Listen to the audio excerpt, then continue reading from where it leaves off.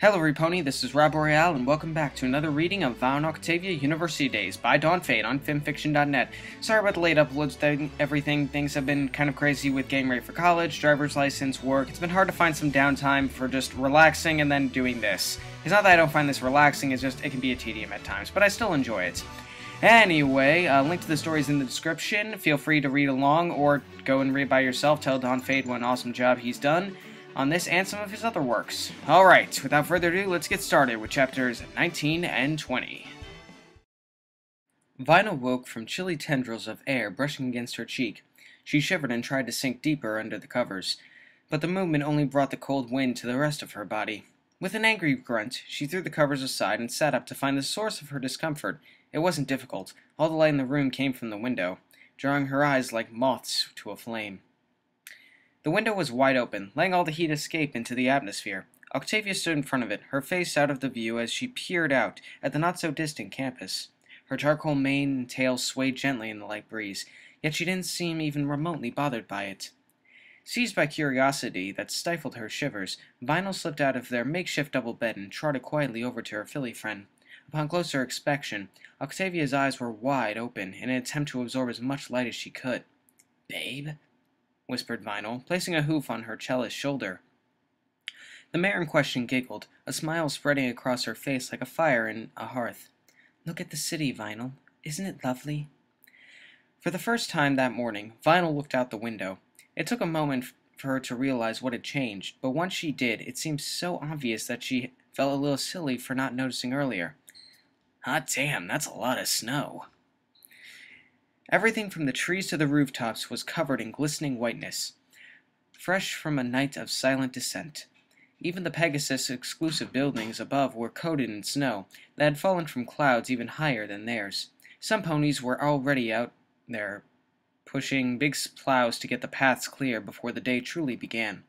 Outside the campus, the city of Manhattan grunted and groaned to life as dedicated unicorns and earth ponies set about pulling back the thick layers of snow, like taking the blanket away from an unwilling student before a day full of classes. A few playful Pegasi chased each other around the sky over the campus, their distant laughter giving the scene a cheerfulness that dispelled the usual uncomfortable nature of snowfall.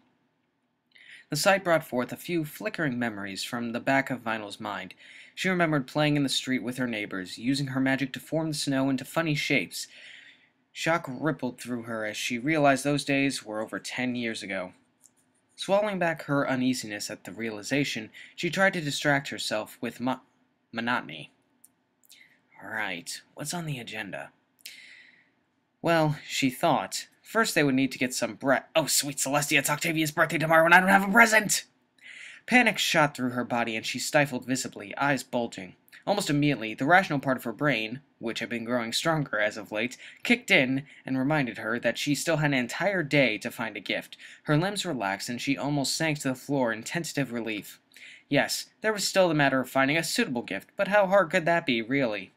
Vinyl glanced towards Octavia to see if she had noticed her little panic attack.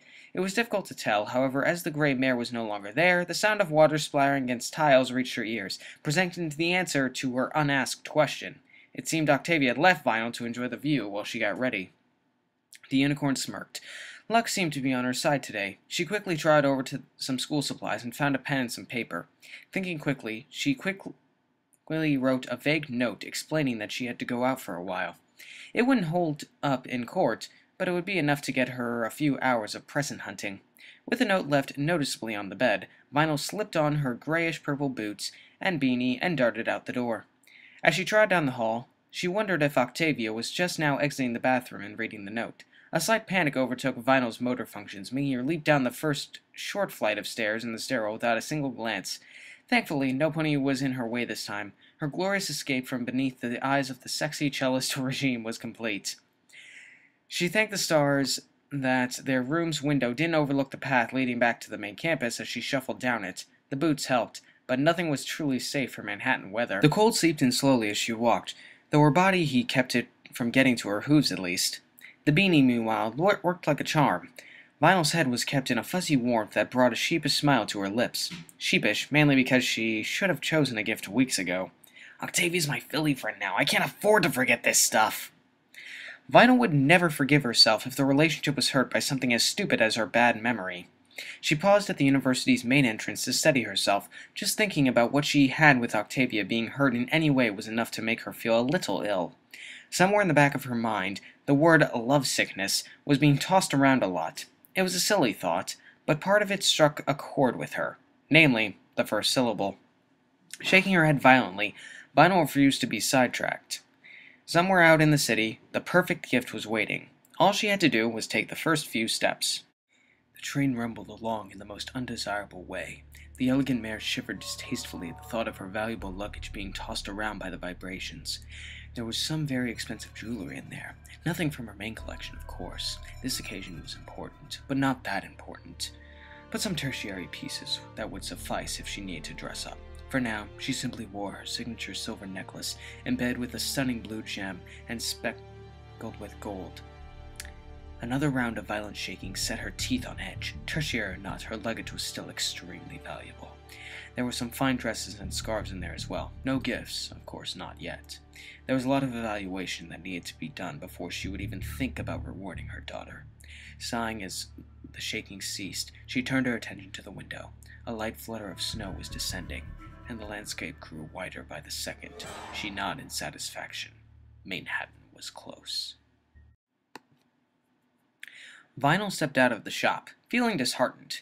It was the 5th time she had done that in the past couple of hours. Each store was packed with baubles and trinkets of 1,000 different kinds, but she couldn't find anything suitable. Even the more expensive gifts just didn't seem like enough. After all, Octavia had probably grown up with gem-encrusted toys and jewelry. These things would just seem like cheap sparkly stones to her. She rubbed her forehead in frustration. How do I buy a gift for some pony who grew up with everything? Not to mention, she wasn't exactly rolling in bits at the moment. She almost regretted all those nights they had gone out for dinner. Almost. A childish gasp of wonder came from nearby. Vinyl turned around and saw a young filly poking at a yellow and pink striped streamer wrapped around a pole. Upon closer inspection, she saw the streamer led to a bench, then another to a pole. A few more ponies were standing near it, exchanging curious theories. Vinyl trod to the other pole, following the streamer with her eyes. It traced a path along the street, between lights and bins, and any other object that was tall enough for it to be attached to. She followed it, along with a growing number of interested ponies, much like a cat would a piece of yarn being dragged across the ground. After a few moments of this, she sheepishly chid herself for such foolish behavior. She had business to attend to. But, as much as she wanted to get back to gift hunting, she really wanted to see where the streamer was going. So she quickly jogged after it, fully intending to return to the matted hoof once her curiosity was satisfied. The colorful lead reached an end at a festive-looking light pole. Tinsel and light floating pompons orbited around it, bathed in a faint mint-green glow. A couple of other curious commuters had stopped to investigate the odd sight. "Is there a holiday coming up that I've forgotten?" asked one mare as she balanced 3 shopping bags on her back. Not that I recall," answered a sigh in a suit. A little blue filly squeaked in excitement, "Look over there!" Every pony followed her gaze and found another decorated pole on a nearby street corner. Immediately, regardless of age, the group gleefully bounced over to it. Attached to the new pole was another streamer, this time leading down a different street. There was a growing hum of commotion in that direction, indicating they were on the right track. Vinyl grinned, unashamed to be enjoying the little hunt. It reminded her of old pirate stories about looking for treasure by following a special map. Once more, the group quickly trod after the streamer, the old members caught between curiosity and reserved dignity, while the younger members disregarded any pretense of disinterest, sprinting ahead to find the next trail. Vinyl joined them, reaching the next brightly colored pole only seconds after the kids. This time, rather than being tied around the middle, the streamer was attached to the top and stayed out of reach as it crossed the road and connected to the top of a 2-story building on a street corner. A large crowd milled about in the street before it, and Vinyl noticed that there were several other streamers leading from other streets, all drawing ponies towards this building. They must be all over Manhattan. The DJ pushed through the crowd, something she was no stranger to doing, and managed to reach the front. A double door dominated the front of the building, constantly held open by the unending torrent of ponies gushing in and out. The walls were painted the same color as the streamers and poles, with bright patterns and eye-catching decorations everywhere. Above the door, a sign proudly proclaimed Bonbon's Confectionery. Vinyl's jaw dropped. Such a massive commotion just for a candy shop? It was ridiculous. Yet here it was, right in front of her. Ponies were entering with inquisitive expressions and leaving with bags of candy filled to the brim, chocolate smiles on every face. Whatever Bonbon and Lyra were doing, they were doing it right. Shrugging, Vinyl let herself get carried inside by the current of customers. The interior of the shop's ground floor was even brighter than expected, with pale cream green walls and a number of extravagant displays of culinary creations. There was no doubt about it. Bonbon was a candy genius. Children ran amok in wondrous ecstasy, and adults desperately tried to retain their composure, as they felt emotions they had almost forgotten. The desire to once again be a kid in a candy store. Magical displays flowed above it all, colorful wrappers dancing around in formation, each of them carrying a faint hint of green haze. The source wasn't difficult to spot. Lyra walked around the outskirts, horn pulsing occasionally to touch up or adjust one of her spells. Vinyl would never admit it, but she was a little impressed by how many different spells were in motion, not to mention those in the streets outside. Lyra didn't show any signs of exertion, though, just a little smile that seemed a lot more natural than the smirk she used to wear. Turning her eyes to the counter, Vinyl stood on her hind legs to see over the crowd. She felt a little bit like a meerkat, but it worked. Strangely enough, Bonbon wasn't at any of the registers. They were being run by several teenagers seemingly straight out of high school, plus Carrot Top, who was apparently supervising them. With no Bonbon in sight, Vinyl reluctantly picked through the crowd in Lyra's direction. The mint green unicorn noticed her approach and nodded in silent greeting. "Hey there," Vinyl said, struggling to raise her voice over the din. "Don't suppose you know where Bonbon is, do you? I wanted to congratulate her." Lyra nodded. "She's upstairs at the moment. Here, follow me." Without further ado, the DJ followed her behind the counter to the flight of stairs. They trod up quickly, the noise not fading in the slightest, and slipped through the door at the top, closing it behind them. Even after that, the sounds from the floor below remained as loud as ever. The top floor was much less extravagant than the shop below, instead looking more like a normal flat. It was a lot bigger than Vinyl's old place, with a couple of bedrooms leading off the main living area as well as the fully stocked kitchen. The floor was covered in a plain yet soft carpet, and the furniture looked halfway decent. It was safe to say that Bonbon and Lyra were living very differently than the rest of the university students. Bonbon was reclining on a couch reading, earmuffs strapped tightly to her head. Upon Lyra magically poking her, she sat up and uncovered her ears, wincing at the sudden return of the noise to the world. "Hey, Vinyl!" she shouted slightly too loud. "It's great to see you, but I'm not sure we can have much of a conversation like this." The cream-colored mare looked helplessly at Lyra, who shrugged as if saying, "What do you expect me to do?" A light bulb flickered on in Vinyl's mind. "Hang on, I've got an idea." She turned back to the door, leading downstairs, and jammed her eyes shut in concentration. "Now, what did Leafy say?" She channeled magic into her horn, letting it drift within her shapelessly, then opened her eyes and focused on the door. The magic took form, slipping into and plugging not only the cracks at the sides of the door, but the possibly small ones within the wood and surrounding wall itself. She looked around the room, painting the walls and floors with the spell, letting it infuse with the structure of the entire level and cutting it off from unwanted vibrations in the air. It was a lot bigger than her home with Octavia, so she was panting slightly at the end of it. The fact that she could hear herself breathing again was all she needed to know that she had succeeded. "Better?" She grinned at the stunned ponies. "Much," Bonbon whispered hoarsely. Lyra frowned. That was pretty good magic. I didn't think about finding a smell to help with the noise." Vinyl shrugged, determined not to be a cocky jerk today. "Yeah, well, it would have been hard to keep it going while doing all those other fancy spells downstairs and outside. They were pretty impressive, by the way." "Thanks." Lyra hesitated before continuing. But when she did, she wore that little smile again. "Do you think you can teach me that spell? It could be useful for maintaining Bonbon's sanity." Bonbon rolled her eyes. "We'll look it up later, Lyra. Vinyl clearly didn't come here to save us from the racket." The business owner put her book down and trotted over to them. "So what does bring you here today? I know I invited you and Octavia around here any time, but you have a look of a mayor on a mission, so it can't be a casual visit." "It's not." Vinyl fidgeted a bit at having to explain herself in front of Lyra. "This is going to take some getting used to." "Okay, well, it's Octavia's birthday tomorrow, and I don't have a gift. I came into town looking for one, but I couldn't find anything good enough. Then I got distracted by your streamers and found your store.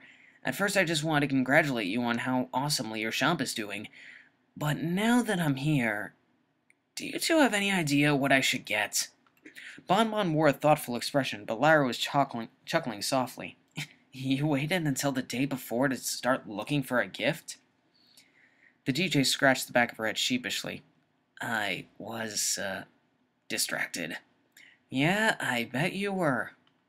Vinyl opened her mouth to reply, but she was cut off by Bonbon. Oh, don't start, you two. You were doing so well. Vinyl, I'm guessing nothing in my store would really measure up to your Philly friend, right? Yeah, pretty much. No offense. I understand. Have you considered that sometimes the best gifts aren't ones that you can buy? You sound like that after school special. Lyra snored back laughter, but quieted at Bonbon's unamused gaze.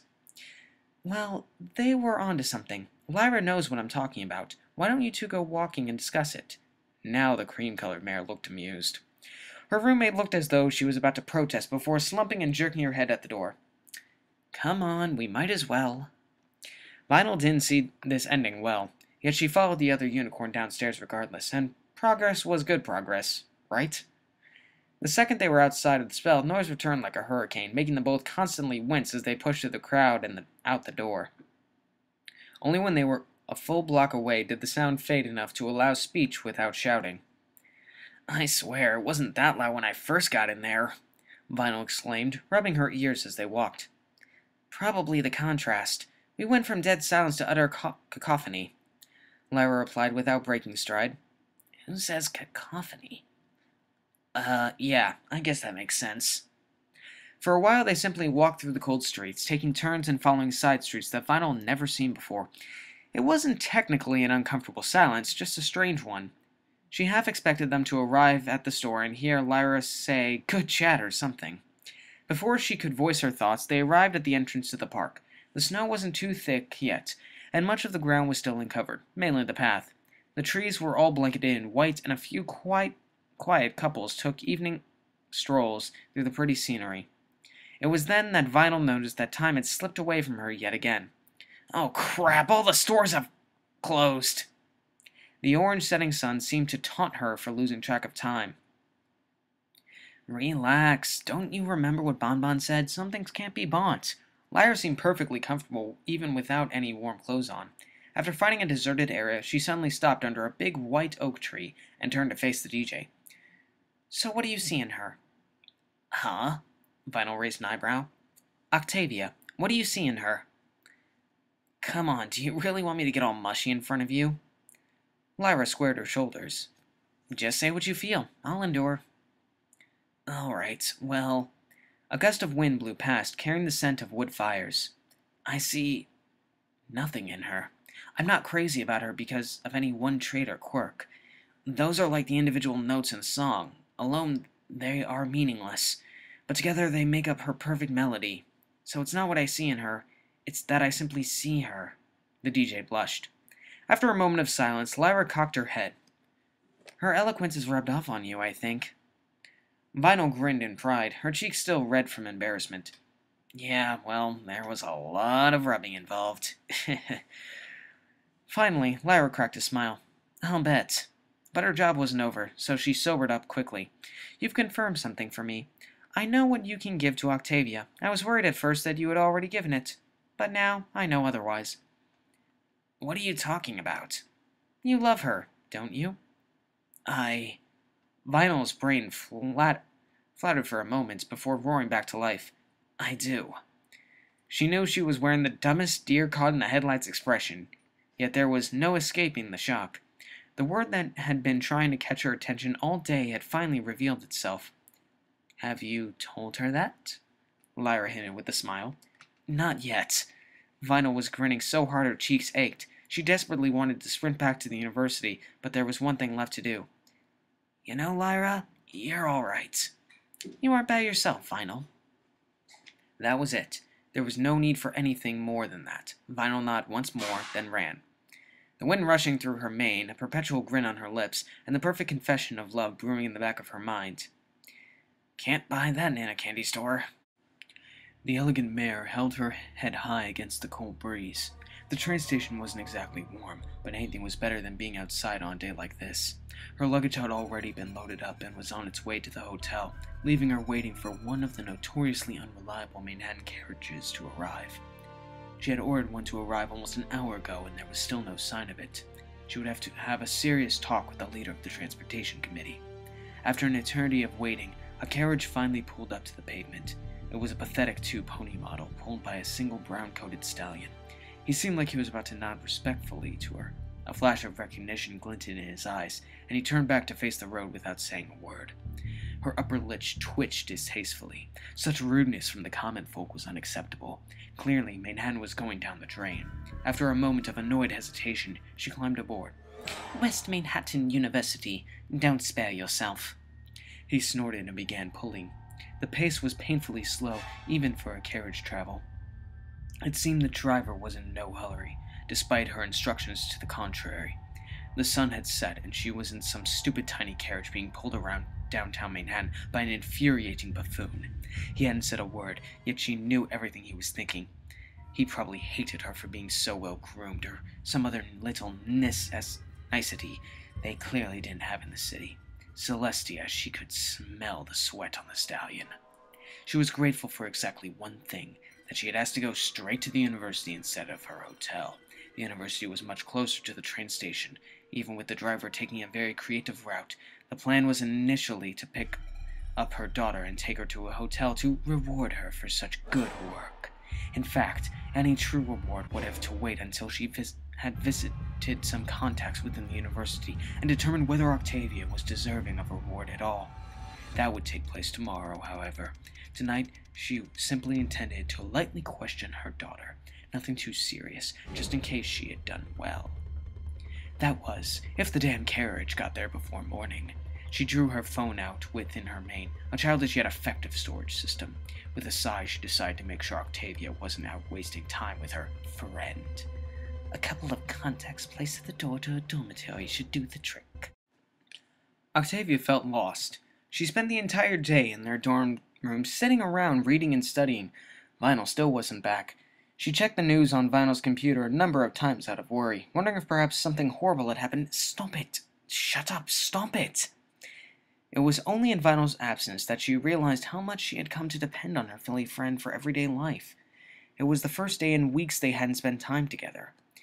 She simply didn't know what to do. The sun had set a couple of hours ago. Octavia thought about going to bed, even though she knew she would be unable to sleep.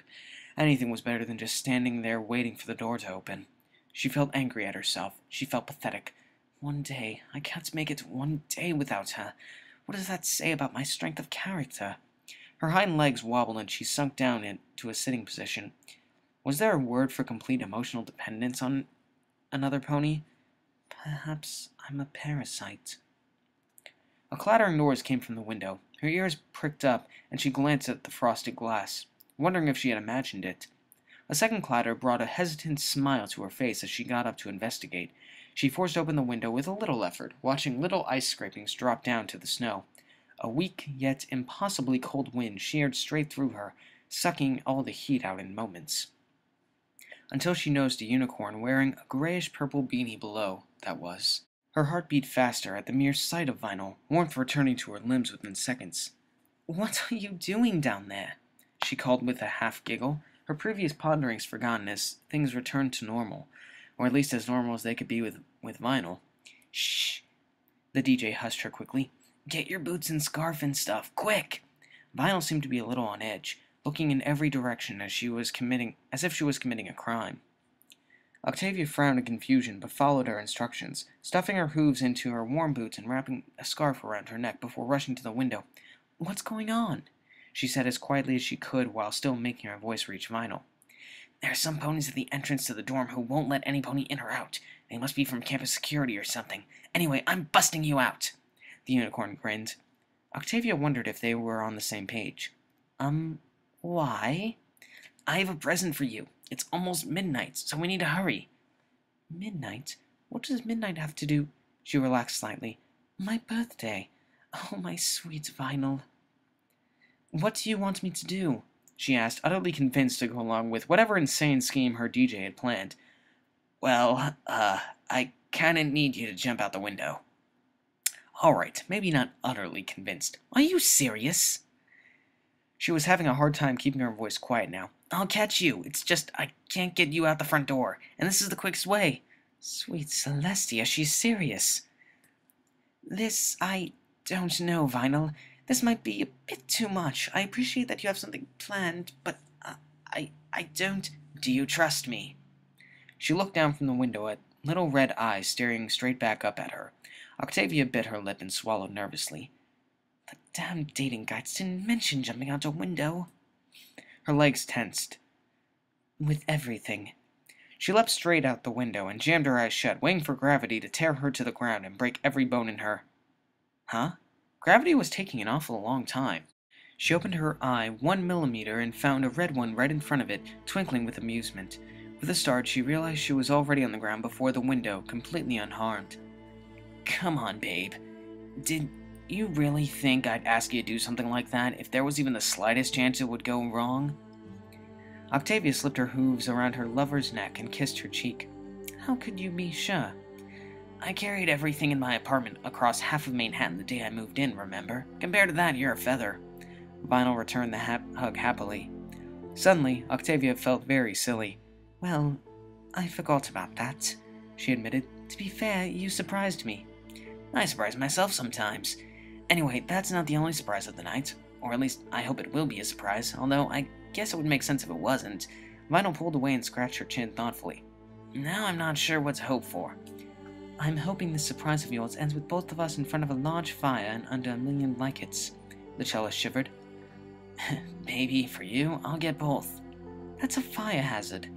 There's just no pleasing you, is there? Vinyl pulled her under a hoof and led the way through the campus. By the time they stepped out on the streets of Manhattan, they were practically doing the drunk herder shuffle to share body heat. Vinyl seemed to know exactly where they were heading, even if she refused to share it. It'll ruin the surprise. Well, actually, it's not really part of the surprise, it's just the setting, Vinyl explained. If it won't ruin the surprise, then what's the harm in telling me? Because it's part of the whole package, like individual notes in the song. Unicorn giggled inexplicably for a few minutes after that. The trek continued past a couple of oddly festive poles that Vinyl refused to explain. That's for a different night. It's a pretty interesting story, though, trust me. Just as Octavia was beginning to really question her decision to leave her blanket behind, Vinyl nudged her out of the walking coma she self-induced. Hey, sweet butt, we're here. She looked up to see a gigantic white oak tree. Snow-covered grass surrounded it. The trees dotted the landscape. She rubbed at her eyes. How did we get here? We walked, remember? The uni students' pastime. This is the park somewhere outside the city. Pretty cool, huh? Octavia glanced around and grudgingly decided it was rather pretty. Yes, it's very nice, but couldn't we have just caught a carriage here in the morning? It took me a while to figure out what your gift would be. This is the place where I realized it, so I figured it would be the best place to give it to you. Realized what? She asked quietly, stepping closer to her DJ. Something serious was happening, of that she was sure. Vinyl looked down as if unable to meet her eyes. I had this whole thing planned out in my head. A huge speech. I would have won awards for it. Octavia smiled. You don't have to do a speech. Just give me a present, Vinyl. The unicorn shook her head. The speech is the present. Well, what comes after is. She chuckled softly. But I realized as we were walking here that the gift says everything for me. Vinyl moved closer to her Philly friend. It's not expensive. I don't care, whispered Octavia. Vinyl inched towards her. It's not fancy. Doesn't matter. She was utterly mesmerized now. It's just words. Your words. Vinyl looked her in the eyes, breath shaking. Octavia, I love you. The cellist felt like her heart was going to burst. For some reason, her eyes were watering and her mouth was opening and closing. Vinyl leaned in close and nuzzled her. You don't have to say anything if you don't want to, the unicorn whispered. Octavia regained control of her mouth. I love you too, now kiss me, you idiot, she blurted out, already moving to tackle her Philly friend. What do you mean she's not here? The elegant mare made her extreme displeasure known. The stallion in front of her swallowed. We checked the room. It was empty. He was just a middle management lackey she had scooped up for the convenience. Many ponies thought that controlling the top echelon was all that was needed to control a company, or in this case a university. Such thinking was exceedingly limited. Having a few of the middle workers in her pocket was very useful for doing work on the ground. That kind of pony was used to seeing success in the ranks above him, but tired of never reaching them. It was never hard to tempt them to perform some after-work activities. "Where could she have gone?" she demanded. The sound of her carriage speeding away became very noticeable. She told that damn driver to wait. I don't know. Maybe out to dinner?" he suggested, still sweating icicles. "On a night like this, after midnight?" Well, "Go and call me another carriage. Tell the others to move from the dormitory entrance to here, at the campus entrance. Let me know when she gets back and who's with her. I will not tolerate any more surprises." It was surprising, Vinyl, honest. Octavia giggled as they strolled down a street. Really? Are you sure? 'Cause I wonder if you were expecting me to say it or something. I was surprised, trust me. It was the best start to any birthday I've ever had. Does that make you feel better? Vinyl skipped along beside her, wearing the same smile she had since they left the park. Yep. Oh, Celestia, we have to walk all the way back now, don't we? The cellist could feel her muscles aching just at the thought of such a journey. Her filly friend snorted. Screw that, let's just crash at Bonbon's place. Are you sure they won't mind? Hey, we're all buddy-buddy friends now, aren't we? They'll be fine. Not for the first time, Octavia wished she shared her lover's optimism. If you say so. Vinyl led the way once more, displaying an inexplicably accurate sense of direction as she brought them to a huge dark store within 20 minutes. The festive poles increased in number as they neared it, and Octavia found herself wishing for better lighting so she could get a good look at the shop. Even at night, it looked rather impressive from the outside. The DJ knocked on the door loudly before cursing and muttering something about stupid magic. She took a step back and launched a stone from the curb straight up to the chimney on the roof. Octavia watched with fascination as Vinyl made a bunch of silly faces while concentrating. Eventually, a window on the second floor opened and a very tired-looking Bonbon poked her head out. Whoever is down there making a rock fly around my room, knocking stuff over, go away or I'll call the guards.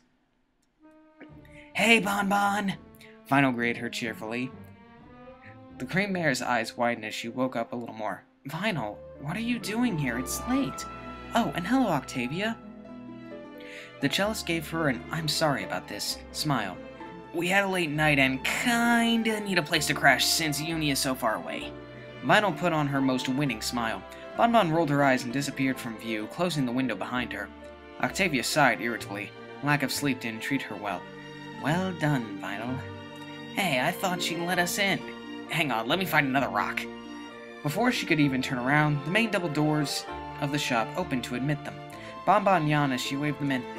Come on, you're letting the heat out. As they passed her, Octavia gave the mare a quick hug.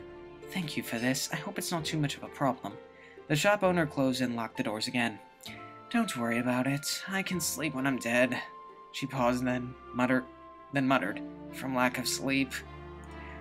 There were some dark cases and things in the darkness on the ground floor, and as curious as she was, Octavia decided now wasn't the time. Bonbon led the way upstairs and into a dimly lit living area. Yawning once more, the tired mare gestured at two couches. Bunk 1 and 2, kitchen is there, bathroom is somewhere else. I'm going back to bed. Octavia couldn't blame her for the abrupt exit. She was feeling the call of the couch pretty strongly as well, and apparently so was Vinyl, who had already collapsed on one of them. She would have preferred to spend such an important night in the same bed, but it's not like either of them was coherent enough to say much of importance anyway. She settled down on the comfy, sweet-smelling couch and let her breathing slow. From the darkness, Vinyl's voice mumbled, Love you. Sleep tight. Octavia closed her eyes and smiled. Love you too. Okay, change of plans. I'm gonna end up reading the next chapter in a different video itself because this one turned out to be so long. And I'm not a total fan of making these very long, which I've done in the past.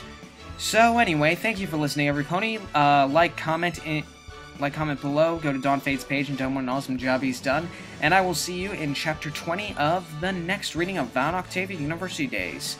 Stay brony, everybody.